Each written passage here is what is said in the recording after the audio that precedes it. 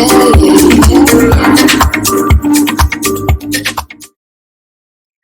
hello, everybody, and welcome back to Mogul Moments. I am your host, Camille Jamerson, CEO of CDJ and Associates, as well as the Camille Company. And speaking of the Camille Company, I want to give a shout out to the Camille Company, my own company, for sponsoring this episode of Mogul Moments. And if you or your company or you have a product or event and you want to sponsor an episode of Mogul Moments, just let me know.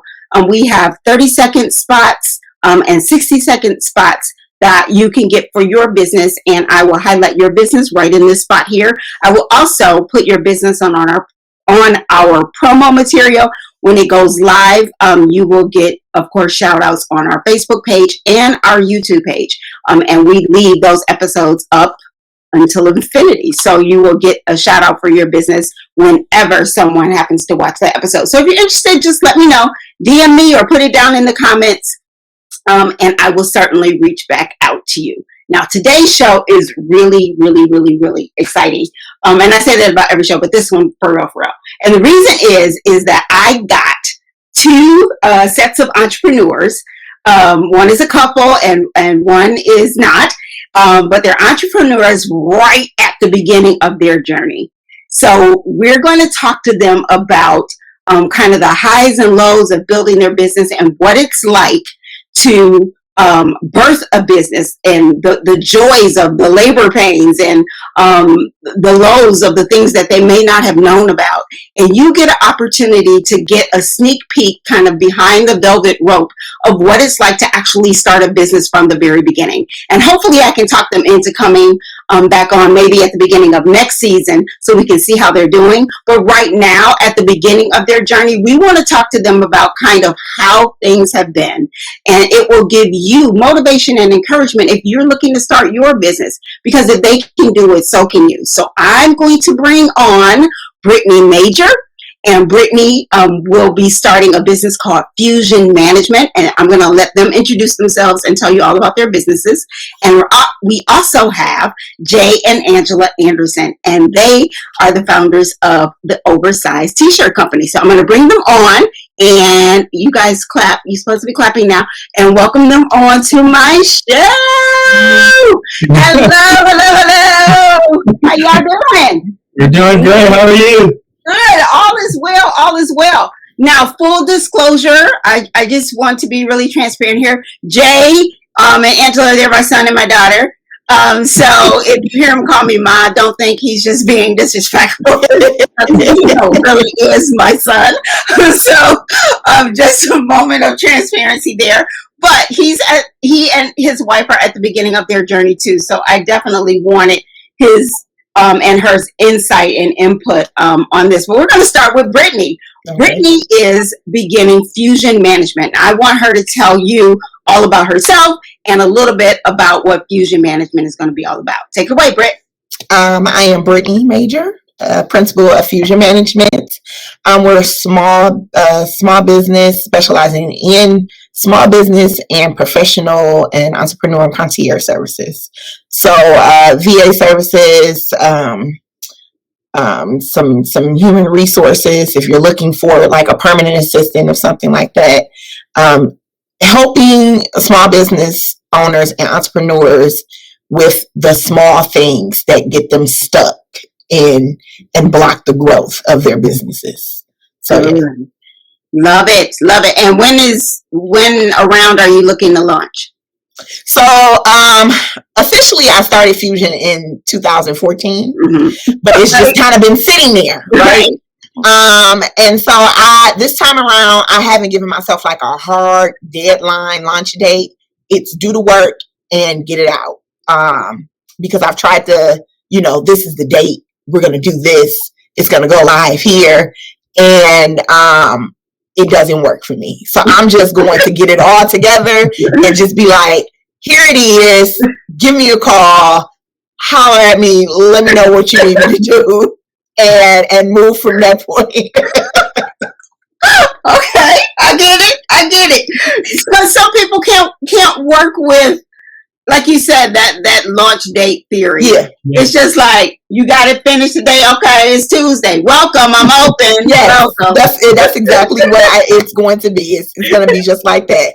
Okay, this looks good. Let's start. Let's go. Okay. So Jay and Angela, introduce yourselves and tell us a little bit about your business. So I'm Jay and Angela Anderson.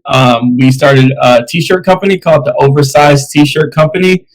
So we're an e-commerce based business with the kind of the new model, obviously, with Instagram, using Instagram as our major marketing tool to promote the brand.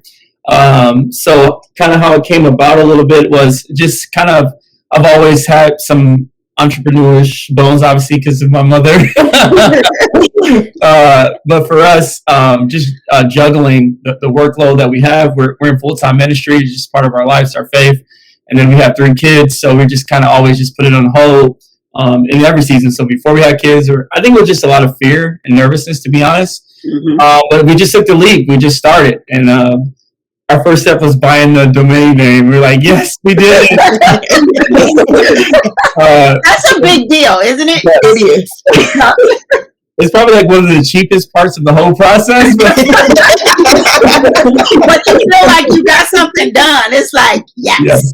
Yeah, Yes. depending on the domain name you're buying. Some domain names aren't that cheap. Yeah, I figured that out. Thankfully, my name isn't one of those popular names. I was able to snag my mail pretty quick. I was like, let me grab this right quick.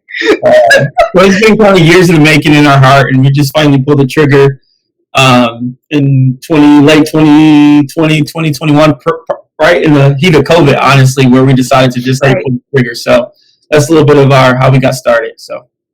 And launch date is Mother's Day, May 9th.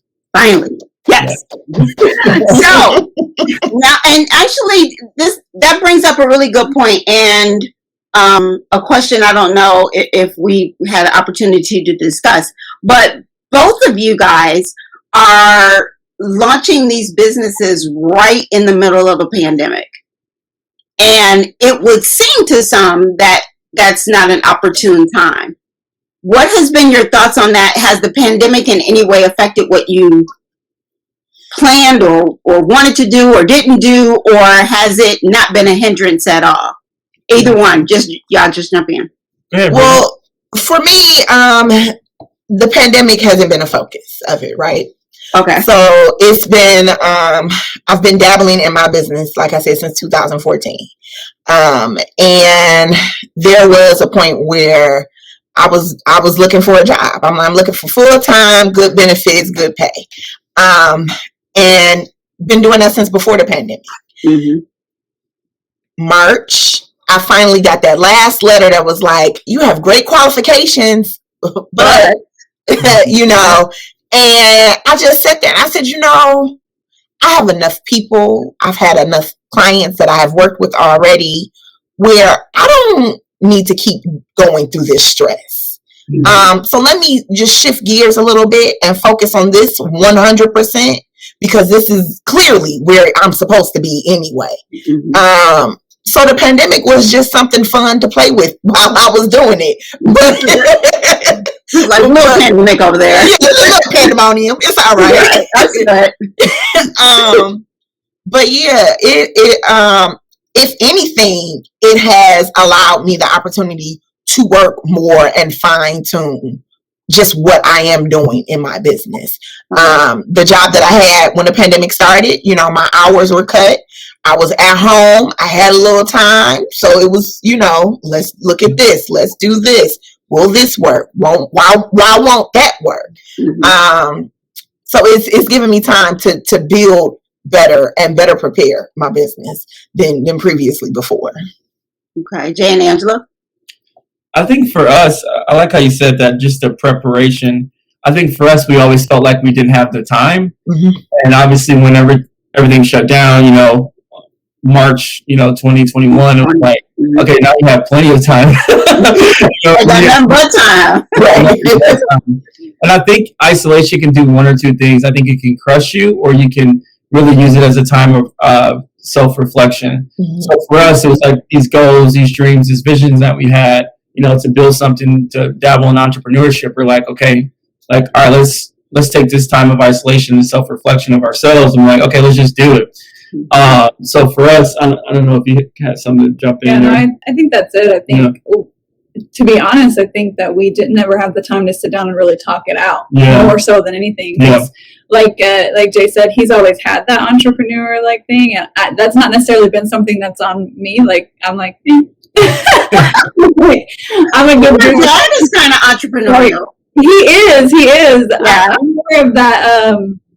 Tell me what to do and I'll do it. Go for it.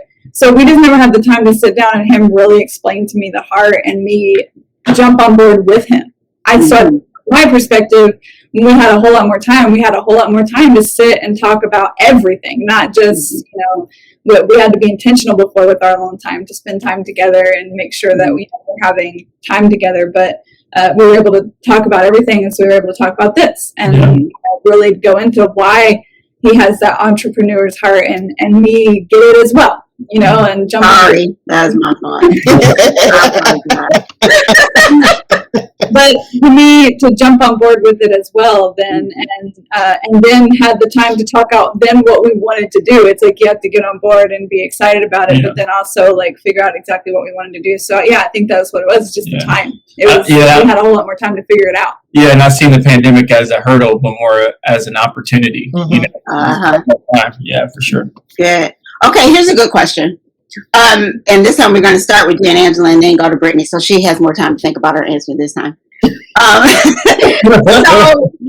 both of you guys' businesses, I could probably rattle off 5 businesses off the top of my head that I know that's already doing what both of you guys are doing. That's already doing kind of what Brittany's doing, and that's already doing kind of what you guys are doing. So what's your, we call it in business terms, USP, your unique selling point. So what is the thing that's going to make your particular brand or your particular business stand out? What's so different about the Oversized T-Shirt Company and Fusion Management that regardless to what else is out there, you see a uniqueness in what you are bringing to the table that you think is going to make your business a success?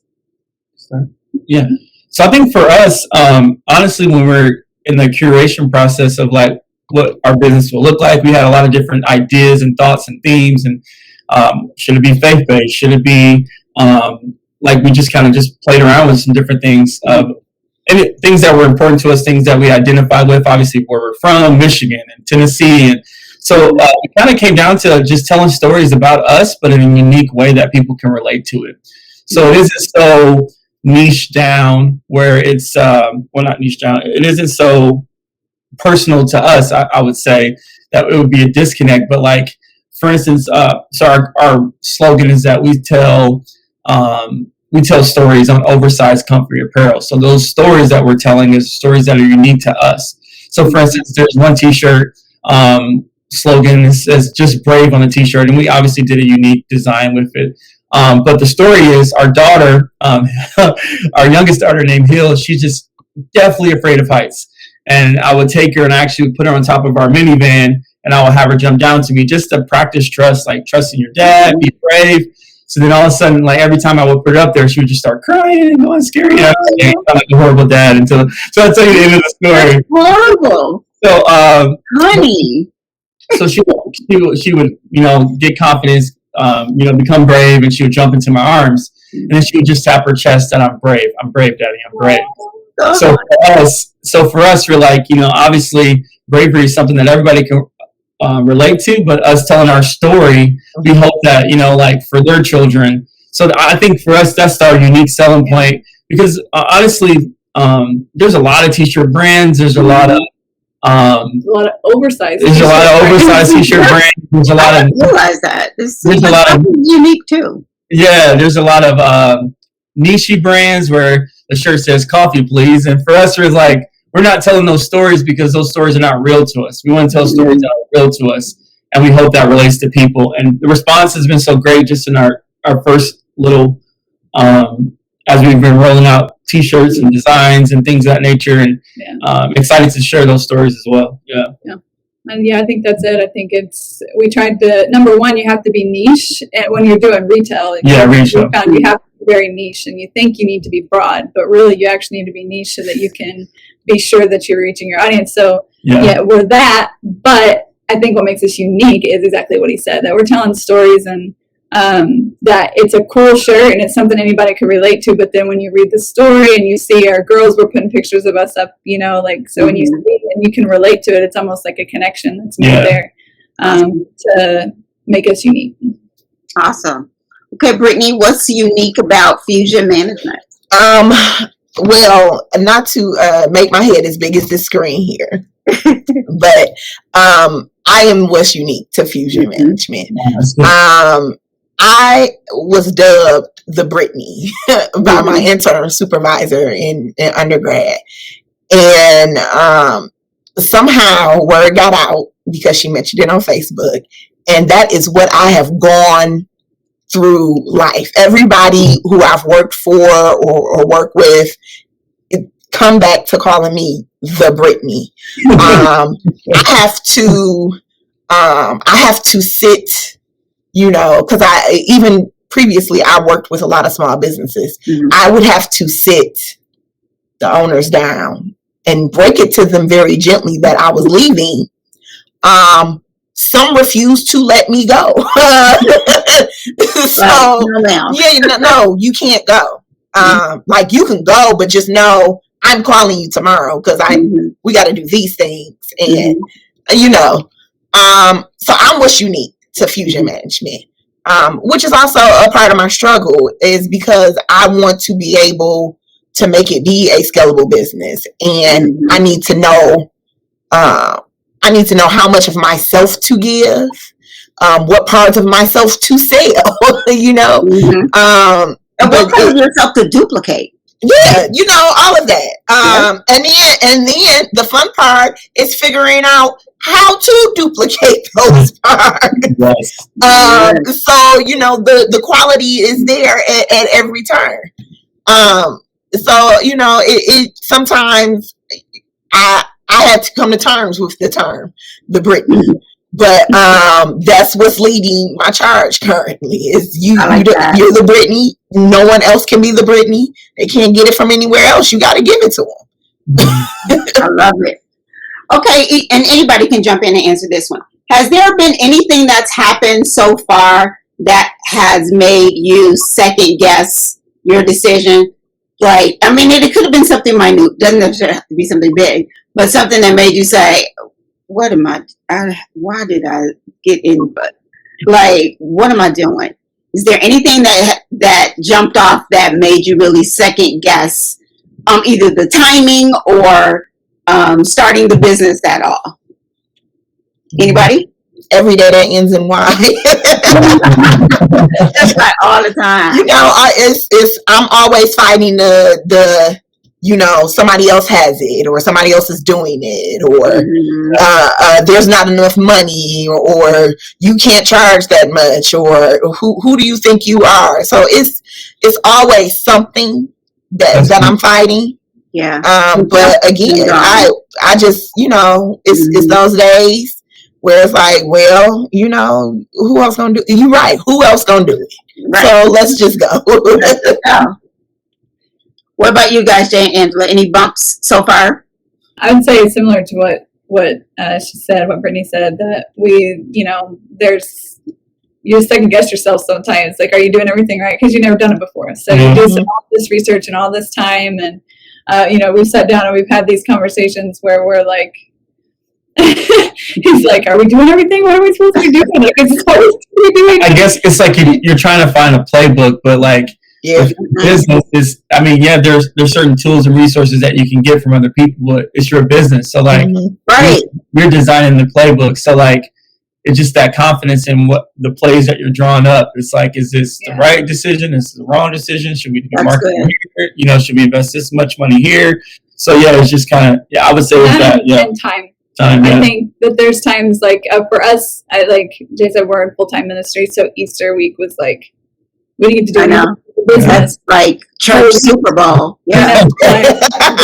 That's major. We were like full on, we didn't get to do anything for the business for like a week and a half, because just with taking care of our girls and Easter, it was like, so then we kind of second guessed, but then we had to just sit down and say, we talked about this before. We knew that we would have these seasons where there would be a week or so we couldn't focus on the business, but then we jump right back in and we would get more taken care of. So it's just, you have those thoughts, but then you get up, you wake up the next day and you keep going again. Yeah. Yes. So, and I think I know the answer to this, because all of you guys sound like creatives, but what was the easy part for you as far as, besides the domain? What was the easy part for you in building the business? I think if I can, I'll jump in. I just didn't want to forget Brittany. So No, it's okay. I think for us, the easy part was the stories for us. So like I said, our goals for our T-shirts, our sayings that we put on T-shirts, that is from a story. So the easy part is the storytelling aspect. And we just did our brand photo shoot last Saturday, and then just kind of making the scenes that we're in to make those stories come to life. I think for us, because it's authentic to us, it isn't like we're trying to grab from somewhere or we're trying to reach from somewhere. I think the stories was the easy things for us. I would say it's the fun things. Yeah, the fun things are what makes it, are the easy things. So that's fun, the design and coming up with it and all of that. That just, when you're having fun, it's easy, For sure. What about you, Britt? Yeah, the easy thing for me is probably the name of the business. I came up with Fusion. I was about 12 or 13. Like, I knew then I would not, I would be in my own boss is what it was at 12 or 13. Everyone called me bossy. That's fine. I'll be my own boss. That's fine.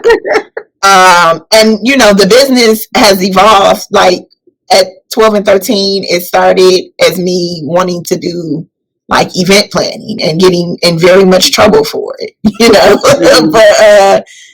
but that's been the easiest part. And even through the evolution, the transition, the change, the name fits. So I don't know how it was so easy then and why I saw that it would work at this point. But it fits. So that's been the easiest part for me. That's the easy part. So, okay, are you focusing or have given any thought to, I call it what's next, kind of your growth strategy? Or is starting the business taking up so much capacity, you don't want to think about that part yet? You're just focusing on the here and now? Or are you kind of thinking, well, down the road, we'd like to, or as time goes on, or in 3 years, we want to do this, in 5 years, we want to do that? Give me your thoughts there, Britt. I have very much, especially in the last year or so, thought about what the next is. And I really need to, first of all, get it out of my brain, because it sits in my brain. Sometimes it's one of the things that make me go, what am I really doing here? Yeah. But it's, to me, it's such a genius idea that is like, you have to move forward with this. You can't keep it here. So I have to get it down. I have to get the plan together and make sure that what I'm doing now aligns with what that will be and what that will look like. But it's definitely a plan brewing. Jay and Angela? So I think for us, obviously, with any small business or business in general, obviously the main goal is you want to make money. But beside that, for us, some of our goals is just to be able to help people. So for us, obviously with some of the profit and things that we make, to be able to, the long, I guess, end play is to build a community to help people. So like, for instance, to be able to donate to like women's shelters and to be able to so the community we build from our social media following, hey, meet us here, or regardless of where they at, whether it's LA or Arizona or Florida, hey, this day on a Saturday, we're all going to help clean up the park. So like, our goal is to kind of create a community outside of making money, to create a community, build a community, and help it go from there. So that's like long term, but just see people do good in the world and to see people do more. I think like what we said with entrepreneurship and launching a business, I think a lot of times we put a cap on ourselves that this is what we can do or this is what we have time for. So we're really just calling people to more and to help others, and that's kind of the center motivation, I would say. Yeah. No, I think that's it. I think I was going to say yes and no, because we have talked about it and we have thought about it, but a lot of time has gone into the launching and the starting, but we've already talked about our next collections. Like we're launching May 9th with our first collection, or chapter 1, but we've already got ideas and designs in play for the next one for fall.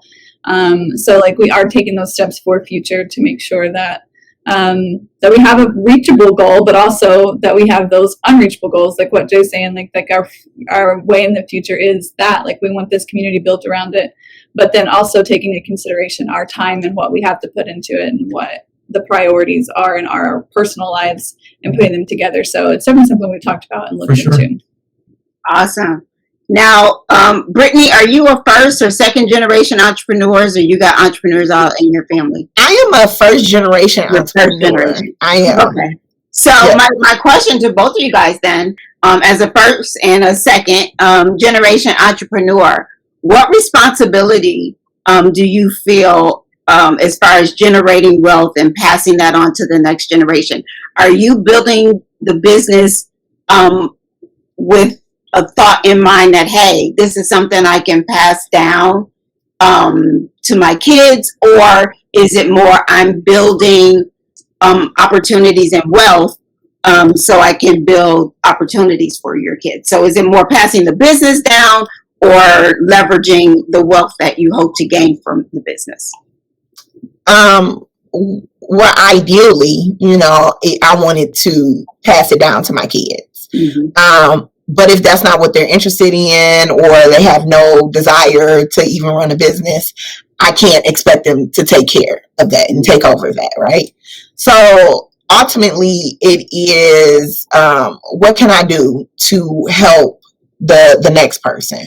What can I do to ensure that the objectives and goals of Fusion Management are met, but also that the community we serve is fine, the people who come behind us understand the importance of building wealth and longevity in business or in life in general. So I do think about it, but it's not, like we. And all you guys got like small kids, so not small, but younger kids. My kids are like grown. So I'm just interested in your perspective. So Jay, Angela, what do you guys think?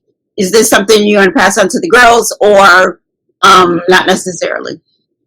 In my head, I don't even know where to put that. It's like, wow. Yes. Old enough one day to run a business. Oh my God. So this is option 2. We want to build wealth that they can either utilize it for additional schooling or for something along entrepreneurship themselves. So for us, that was when we were kind of curating the brand. It's kind of like, okay, what are our goals for? So like, yeah, we want to make money, but what is that for? Mm-hmm. So I think you got to have a plan for your money, so you can have these extra things, but what is it for? So like right now, is to be able to have some of those vacation moments, to be able to splurge a little bit, those different things. But then like for us, the goal, obviously, and what the main goal is to build a storehouse for our girls, to kind of create that generational wealth to be able to move down. So like third generation, entrepreneurs. So like they can have a good starting point or a launching point, or even if we're buying a vehicle for them to start to just get into the workforce, like we kind of help them kind of make those first initial steps for sure. Yeah, I think it's also, even if we don't pass the business to them, just giving them the tools and the seeing that it can be done. And what we put into it. I mean, our oldest has already, she's always designing T-shirts. So she's like she's drawing T-shirt designs in her book like all the time. And she'll bring them, look, I made this T-shirt, Mom, you think this design. So, but like, and I think that's exciting to me because whether she wants to do the T-shirt company or not, it's like already stirring in her that if that's something she wants to do, whatever she wants to do, she can do it. Yeah, for sure. And so it's almost just an example as well to them. Yeah, for sure. Okay, this is a question. What do you guys think about there's some people who are of the thought that in order to be successful at business, you have to quit your 9 to 5 and dive into your business full force. And then there are other schools of thought that say there's a way to navigate both until the business can stand on its own 2 feet. What are your thoughts? Well, I can go first, guys. I think that whatever works for you works for you. Currently, even after the search, I eventually did have someone call, and I accepted an offer for a job last week. Mm-hmm. So as it stands, I will be working full time while I'm building Fusion. But this does not put Fusion on no more back burners for Fusion, right? It's full steam ahead, like I said. But for my sanity, working a 9 to 5 is something that not that I need to do, but it just keeps me sane. I'm not worrying about if I'm making enough in the business to sustain what I need to sustain in the household, because that's, my 9 to 5 can do that. Mm-hmm. And that way I can focus on what I need to focus on to make Fusion the full time. Okay. Instead of worrying about, Fusion didn't make this much money, so I don't know. We need to find a job, and I can't. So a job is a 9 to 5 or any type of something bringing in some extra income while I'm working on Fusion is necessary for me. But like you said, it's not for everybody, and I commend those who do whatever they do, however they do it. It really is up to you. That's good. That's good. Jay and Angela? No, I like that, Brittany, for sure. I think like one word that you stuck out to me was focus. Mm-hmm. And I think, so for us, I work a full-time job and more than 40 hours a week is sometimes 60, 70 hours a week, obviously. With that for us, it was just kind of navigating, just taking time to be able to focus to it. And I think, like I said, I think we have a lot more time in our hands than we think we actually do. I think it's just isolating our focus on one particular thing. So obviously, like analogy of a bullseye and a target, like, just being able to isolate your focus on whatever you're doing. So for us, it's really utilizing just the downtime, is utilizing the hey, I got an hour or two here, window here, I can just work on it, and just not putting a lot of pressure on myself to hey, we got to be at this deadline this time. And I like how Brittany said, I don't necessarily have a launch date. It's just kind of like we were talking about it today. We're like, hey, maybe we might move it up earlier because, Mother's Day, take advantage of it. We're ready. We're prepared, But for us, but also too, just the other play in mind for us is that our strategy is unique, but like selling T-shirts isn't unique. Mm-hmm. So we can sell our strategy, sell a business to somebody, and another family could take it and tell their family stories uniquely, and they give us a lot of money for it. That'd be great. We'll sell this thing quick, for sure. But the key to that, though, Jay, is that at any given time, if you need to build another business, you can, because you've done it and you've got that under your belt. The other thing that I'll say to both of you guys, as far as my thoughts on working a 9 to 5 and building a business at the same time, there are a lot of people who think that you do need to quit your job in order to focus on your business full time. And me and a previous guest just had a conversation about this on another show. And the thing that I was saying there is that it's really hard to be creative when you're hungry, or when you worry about them coming to pick up your car, or when you're not sure if you click the switch and the lights are going to come on. So your creativity will tumble if your focus is more so on survival. Mm-hmm. So I tell people, especially to you who are just starting your businesses out there, that if you are working a 9 to 5, leverage that 9 to 5. That is your number one investor. Yeah. Your 9 to 5 job is your number one investor into your business. Mm-hmm. They are providing money.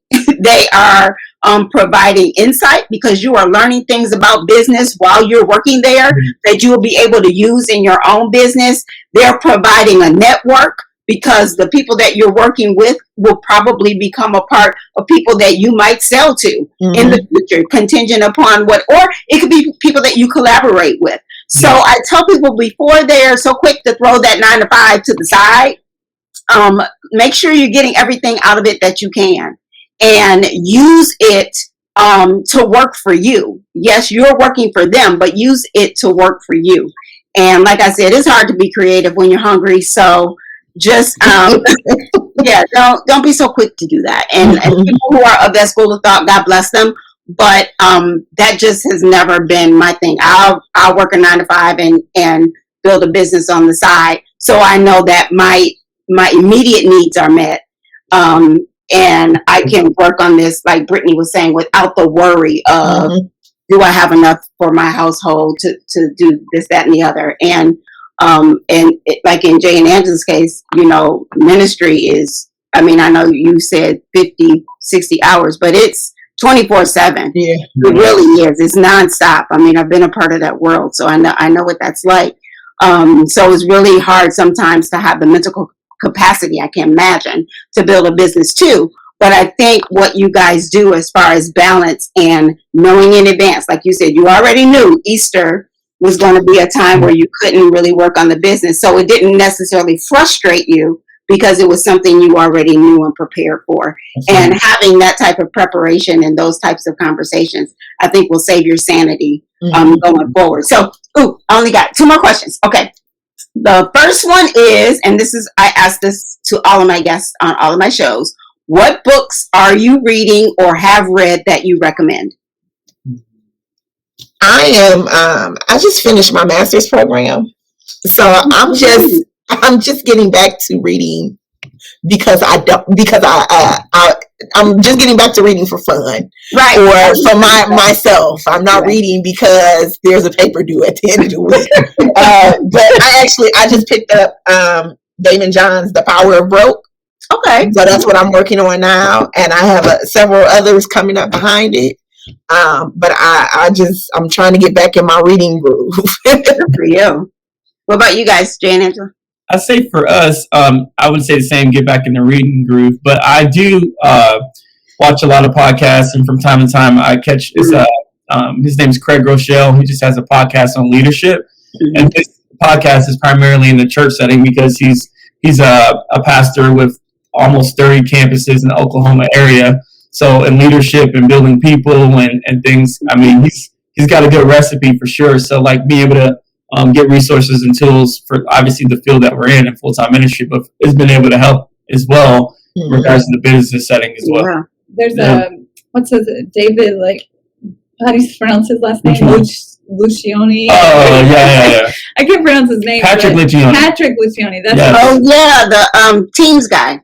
5 dysfunctions of a team. A team. Yeah. Teams guy. Yep. Yeah, so that's a really good book. I learned so much in that book as far as leadership, because like I said, I've always been more on the side of tell me what to do and I'll do it. And so in both our business as well as in our full-time ministry, I've had to grow as a leader, and that book really helped me to grow, to step up and say, hey, you don't always have to be told what to do. You can to be a little bit well. Yeah. Whoa. Awesome. Last question, I promise. Okay, so like you guys know, there are people watching this show who, like you, are right on the cusp of either starting their business idea, or they're kind of like double dutching in and out, kind of like Brittany for the last couple of years, or they're ready to launch, but they're apprehensive for whatever reason. What advice would you give them that you wish you had, or that you think they need to hear, just based on what you've gone through up to this point? That's good. I would say for me, it was not thinking that we could do it, because our situation is unique in that we're not just working a 9 to 5 until we can launch full-time business. Like, full-time ministry is our passion. It's what we want to do. That's what we're going to always do. So it's not like that's something we're going to stop doing one day. And so in my head, it was hard for me. I was fearful to grasp that, hey, we can do this. Like, we can do both. Yeah. We can have a passion for full-time ministry, and we can launch this business, and we can enjoy both things still and not be overwhelmed. And so I think just encouraging people to not let that fear that, hey, you know, I can't do this, stop you, because you can. I had someone who was really good at pushing me and encouraging me to grow in that. So that's personally, that was for me, my biggest fear was I'm not going to be able to do all this, and I'm going to fail. I'm going to fail at something. I'm going to fail at either the full-time ministry or a mom or the business, but I'm going to drop something. I can't juggle it all. But when you're intentional with your time, and you have routines and you have those things that you keep on, it's like we've been able to do it. And there's crazy moments, but we're doing it. And I haven't dropped anything, you know. So no, that's good. I think just being able to, like, you yourself have to be polished or all put together to be able to start a business, to like debunk that lie. Like, I think you just have to be passionate, and I think you just have to be focused. So like for us, I mean, we're like, you know, like you said, there's naturally just fear and apprehensiveness when doing something new. But I think just the lie that you're doing it on your own, you know, that's a lie. You're not really technically doing it on your own. Like the people, the resources, the books, YouTube video, what we call it. Like, and then as well as your business is unique to you. But for us, like I was telling Angela, the concept of like, let people work for you for free. So like their ideas, their thoughts, their opinions, you know, hey, what do you think about this? It's like getting people a part of your business so you're not doing it by yourself. Because any successful business based off one testing. It's not based off one person. It's built off the people and things that you build. So for us, prime example for our photo shoot, we had ideas and thoughts, whatever, but I got the photographer involved. I'm like, she's been doing this for a while. What do you think? These are some of our concepts for our scenes and different things. So like being able to, in a way, not use people, but to be able to invite them into your dream, your vision, and help, either they can help you elevate, or you're like, oh no, these ideas or stuff is not necessarily where I want. But I would just encourage for sure, like, you're not in it by yourself, and the resources are available, and don't be afraid to tap into the resources. Whether it's pride or whatever may be going on, like there's resources available for you to be successful. And to just jump in and do it. Just jump in. We jumped in and started doing it, and we changed so much from the first thought. But we jumped in and started doing it. It was the act of just doing it, getting the domain name. It's like, this is real, you know, and just jumping in and doing it. And then we did a focus group and got people's feedback and tweaked it, and we gave ourselves enough of a launch date where we had the time to tweak those things and stuff like that. But just doing it, like we didn't have it all figured out at first, but jumping in and just saying we're doing this and starting the steps, you just dove right in, and we changed things as it went along, and now we have what we have. Awesome. Yeah, and I don't mind beating the dead horse, because everything that they've said is what's gotten me to this point. It's working with people and listening to what they have to say and their opinions, and understanding that whatever I feel like I'm going through, I'm not going through alone. No matter, you know, how shiny and sparkly their businesses look on the outside, on the inside, it's still the same things that you'll have to go through. So you know, whether it's connecting with mentors, and I mean like really connecting, not just, hey, I have a mentor in name, but hey, I will call you 5 times a day and we're going to talk it out because I have these questions. Or, you know, it's building relationships with other entrepreneurs that are either new or seasoned. Having the camaraderie, having the community, and building your brand and your business is really, in my opinion, what makes the difference. No one really truly wants to do this all alone. That's good. Period. It's not fun. Like once you get to that point of success, who are you celebrating with? So why not build the celebration group? Why not build your team, you know, in the midst of it? And it starts with you making those connections in the beginning. And absolutely just get out there and do it. No, again, like I said, Fusion, what it was 10 years ago, is not what it is today. I had no idea I would be here. You couldn't tell me that I wasn't going to be my second idea, which is funny to me, publishing a magazine. Don't ask me where that one came from. But but you couldn't tell me that's not what I was gonna not be doing, you know? So it's get in there, figure it out. What are you doing? Do it. If it don't work, pivot. And then pivot again. And then, you know, if you got to come back to it, because then you're like, oh, I know what I did wrong. I can fix this. You know, so-and-so said this. I'm going to take what they did. It's you just have to get in there and get your hands dirty and talk to everybody you know. And more importantly, talk to people you don't know. That's really the important part, because that one person you don't know might be your biggest client or your biggest customer, or you know, they're calling you every other day like, hey, I need this, and also send me that invoice. That's my favorite word. Send me that invoice. Sure will. I will. It's right on the way. Like, on its way, ma'am. Well, oh my gosh, you guys this has been just an incredible interview. First of all, because I really didn't have to say much. I just had to just instigate and let y'all go at it. So that part is cool. But even as somebody that's been in entrepreneurship for a while, it's interesting to learn how even different it is now versus even when I started, which wasn't that long ago. But I can tell even now how different it is. And just listening to your point, Jay, about the importance of building communities, I think of brands like Bombas socks. I don't know if you guys heard of them, but how they're known for their socks, of course, but they're also known for their philanthropy, like Tom's. You know, you buy a pair and they send a pair to, you know, someone in need. Buy a pair of Bombas socks, they send a pair to someone in need. So not only are they building a brand or, you know, retail, they're also building a philanthropic arm to help and build community. And that is elevating their brand status, because everybody wants to be a part of somebody that's helping somebody else. Yes. You know, and Brittany, your point about collaborating and building your network and your team early in the game, that is so important, because when I first started, I just had this Wonder Woman mentality that I had to do everything myself.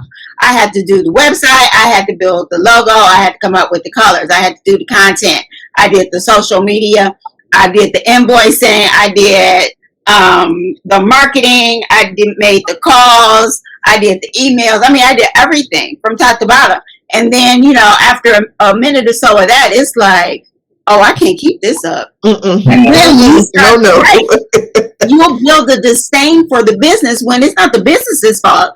It's that you're trying to do everything yourself instead of building a team around you. So that's something that I would definitely encourage you guys to do as your business continues to grow is, you know, I know that like with Jay and Angela, I know you guys have collaborated with people to build some of your collaterals and even to manage how you're getting your T-shirts and stuff navigated. But even as the business grows, you're going to need more hands. And don't be afraid of what that looks like going forward. And with you, Brittany, I would advise that with business management and the type of work that we do, one way to bring in business and not wear yourself out is you might have to link arms with a couple of people for a bigger purpose. So if there's a bigger project out there and they're requiring X, Y, and Z, and you got the Z, go find the X and the Y. You three get together and bid that project, you know, and collaborate instead of trying to be a one-person wonder and do it all or miss the opportunity because you don't have it all. So that's my advice to you entrepreneurs out there. So you heard what the newbies have said. That's my advice. So this episode is chock full of advice. And I'm going to go back and listen to it myself. Not just because I got to edit it, but because it was good. So I hope you guys got something from this. Brittany, Jay, and Angela, thank you guys so very much for coming on to Mogul Moments and sharing the beginning of your journey. If you guys don't mind, I'd love to have you guys back maybe at the beginning of season 5 which is like in the fall, maybe. Cool. Yeah, because I want to know how things are going. If Brittany started, because she don't have no long We'll get it going. We'll get it going. It's like she might not even be started. But if she's going, then we'll bring all you guys back and then give people kind of like, okay, this is launched, this is what happened, this is how we're doing, don't do that. You can kind of tell people kind of where the pitfalls are, and then some things, hopefully some success stories. So we'll look to have you guys back sometime this fall.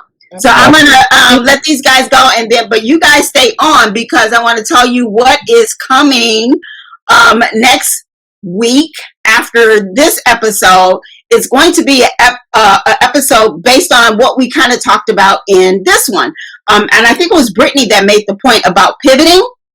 I'm going to do a whole episode that talks about pivoting in your business and how you can make a slight shift, right? A slight shift in your business before you throw the whole thing away. I'm going to show you how. I think it's three or four things, ideas that I have to show you what you can do in your business. Little slight pivot that could possibly save your business from either failing or from losing revenue. Okay, so I want you guys to come back. Hopefully this one will be on next week, and look for that episode on pivoting. Now this episode is called My First, My Last, My Everything, because this is their first quote unquote business. Sometimes when you're going through it, you feel like it's going to be your last, but we're hoping that when we bring them back in the fall, that they'll be like, okay, this was everything. This was live. I love entrepreneurship. We will see, right? So thank you guys for tuning in. I hope you guys loved it. Hope you're dropping in your questions and your comments. I will definitely come back around and share with you. One thing we did not do in the episode that I cannot believe I forgot was give them an opportunity to tell you where to find them. Oversized T-Shirt Company, I know for sure, is on Instagram. I will definitely get Brittany's information to you guys too, so when they're off and running, you guys will have a way to connect with them generally. Thank you guys so much for tuning into Mogul Moments. It has been fun. I'll see you guys next week. Bye.